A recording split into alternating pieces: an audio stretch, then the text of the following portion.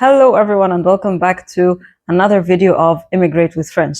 In this video we'll talk about some instances when the expression oral examiner does not seem very helpful. What to do? Someone has to bring it up, so let's talk. Lately I've been getting several comments from students who keep saying something like, my examiner was not helpful, my examiner was just sitting quietly, I think I was boring the examiner with my answers, I didn't know what to say, or my examiner did not seem interested at all in what I was saying, I feel I was definitely not doing well, and I started to panic and I started to forget what I wanted to do because I was completely stressed. Or my examiner was interrupting me frequently. The examiner was asking me so many questions, was not letting me do anything or say anything, and they did not do that with my friend who had the exam the same day. So let's get started and let's talk about this topic. First, you need to understand that examiners can be from different cultures, they can be from different countries, and even people in the same culture, they behave differently. So we are different people with different communication ways. So the first important thing is, in my opinion, is not to take it personally. Most probably the way the examiner is talking with you will be the same way the examiner talked with the person before you and will also continue to talk with the person after you. So do not take it personally and do not think that you are doing something wrong. Let's start with the first kind of examiners, which might seem a bit quiet. I think this kind, you will recognize them straight away. You just find the examiner sitting quietly, not really smiling much or not interacting much. They are listening to you, however, they are not really interacting or commenting or nodding or like giving you clear signs of approval or clear signs that you are doing well. So this may be because the examiner themselves tend to be quiet people in general, or it can be that the examiner is doing this intentionally, trying to be fair to all candidates, trying to not guide or influence the candidate in any way, and is just waiting to see how you would speak. So it is important to understand here that, first of all, the expression orale, task 1 or tâche 1 et tâche 2, they are not 50-50% conversations. This means that you have to do most of the talking, okay? The examiner has to do a little bit of the talking, but you are the one who should do most of the talking. So it is your responsibility to start a conversation, to lead the conversation, and to end the conversation very well. Do not wait for the examiner to do their part in the conversation. If your examiner tends to be so quiet, okay, don't straight away assume that, oh, I must be boring the examiner, oh, I must be doing something wrong. Is it the examiner doesn't like what I'm saying? Is it I made so many mistakes? Don't think like that. It does not indicate that you actually have done anything wrong. And if the examiner does not speak much, then you have a full freedom to discuss the way you want. You have the full freedom to explain the task, especially in tâche 2, you have the full freedom to explain the task. You have the full freedom to explain the advantages of this event or product or job or whatever is there in the ad. You have the full freedom to start with which point you want to start with, to move to an example, to move to some personal experience where you or a friend have tried something similar in the past and it was a great success. You have the full freedom to lead the conversation. So enjoy this freedom, lead the conversation, keep talking, keep explaining whether you are getting the response that you would want or not. It is important to also be proactive. So you're going to explain your point and then you're going to turn to the examiner to take their feedback. So you're going to ask them some small questions like, c'est une opportunité à ne pas manquer, n'est-ce pas? Est-ce que ça t'intéresse maintenant? Qu'est-ce que tu en penses?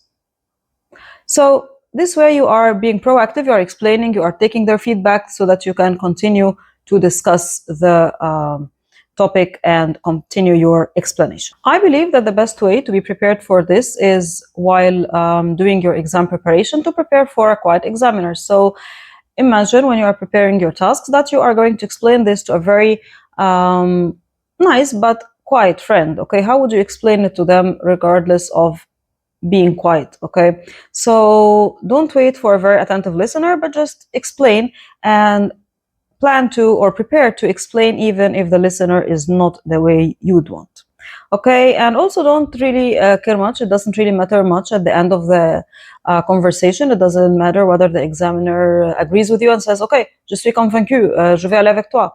or the examiner says, je vais réfléchir, je ne sais pas. It really doesn't matter. The final, what they say finally, whether they agree or not, does not matter, does not indicate whether you have done well or not.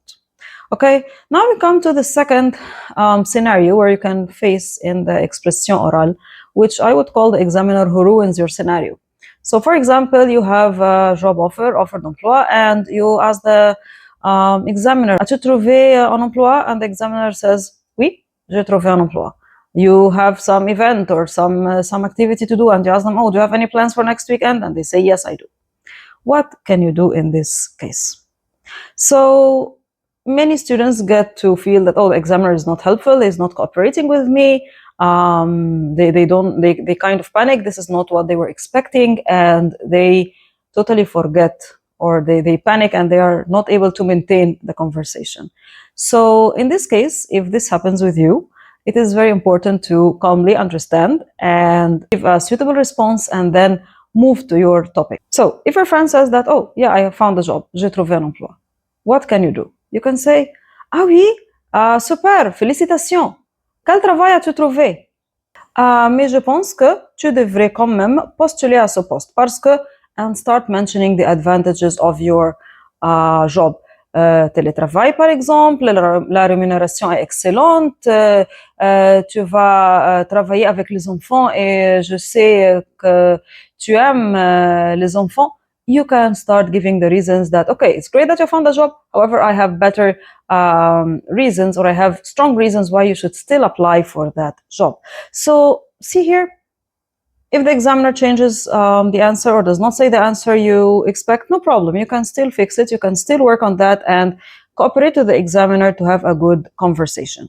So another thing here is that when you're preparing during your exam preparation, I believe most people prepare that the examiner will say what you want to listen. So you will tell them, oh, have you found a job? They'll say, oh, no. Or you say, do you have any plans? They say, no, je vais rester à la maison. Correct. This is most of the cases. However, we should still prepare if the scenario does not go exactly the way we want. So it's good to prepare for all possibilities. It's good to prepare if the examiner agrees with you, and it's good to prepare also if the examiner does not agree with you or is a bit resistant in the beginning or says a different answer in the beginning. It's good to prepare for all possible scenarios. Another scenario or another possible scenario is if the examiner is asking you loads of questions, tons of questions.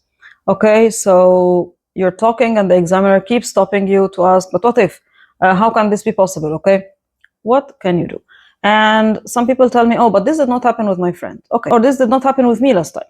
So you need to understand sometimes actually you're doing so well, that's why the examiner is asking you. So for example, if you are doing so well in the expression oral, the examiner wants to see how much can you go, how far can you go, because they want to be able to calculate your overall score. So they need to find your, like, how far can you go? So they keep discussing with you. They may ask you very advanced questions to see, or like use a very advanced level of the language to see how much can you understand and how much can you answer.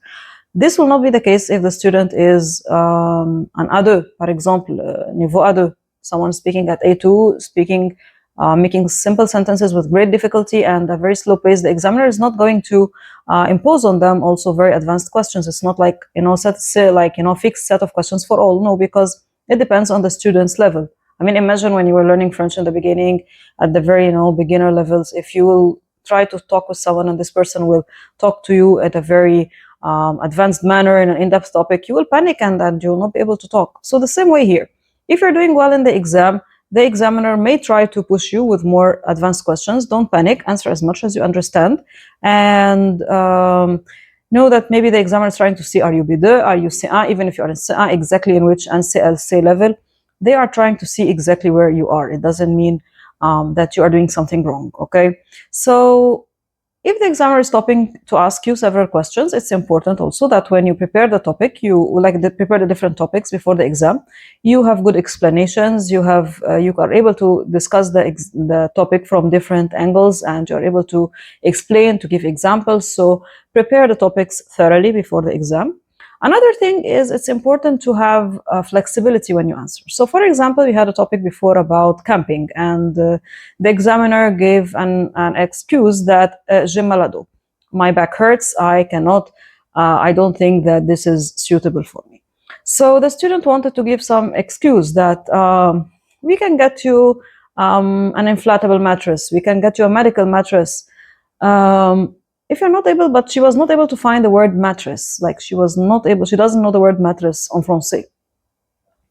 If you're not able to find a word, don't force yourself with this scenario. Maybe you can give an alternative solution. Maybe you can say something like, we can ask the doctor for, like, for suggestions. Or you can ask my friend, she went to camping last month and she had the same problem like you. She has also problems with her back. However, she was still able to enjoy the activity and she had a great time. So we can ask her what she did. So you can offer an alternative solution. So always have this flexibility to think in an alternative solution. Thinking on your feet is one of the very helpful skills when it comes to expression orale tâche 2. So try to have the flexibility and try to have the flexibility to offer an alternative if you are not confident or if you don't know the words, that exact words that you want to use. So if an examiner asks you specific questions, it's important to focus on that question and to answer that question accurately. We need to know exactly what the examiner is asking and to try to answer it as much as we can, so we can answer his question. If there are reasons you can give, if there's an example, try to answer the question well, and not necessarily in a very lengthy manner, but just well. And don't be worried or don't panic because the examiner is stopping to ask you. So finally, I would like to say that I totally understand that having a helpful examiner can make a difference in your experience, and it would be great if everyone would get a friendly examiner who would first say something to break the ice, and then something like funny to break the ice, and then help you all throughout the speaking with assuring nods and guiding you if you have missed any point by some helpful questions, and all to help you to get the best experience.